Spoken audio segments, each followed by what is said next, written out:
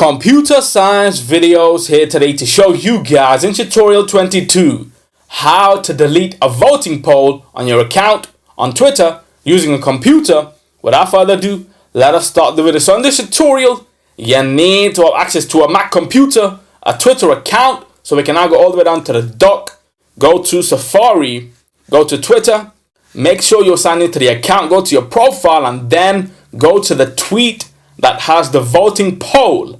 Click on this, and now we can see one person has voted for computer science. To delete this tweet, go to the arrow that points to the bottom of the screen. Click on this, delete tweet. This can't be undone and will be removed from your profile, the timeline of any accounts that follow you, and from Twitter search results. Delete. The tweet has now been deleted. Go back to your profile, quit Safari. That's it for this video. I'll see you guys in my next tutorial. Thanks for now.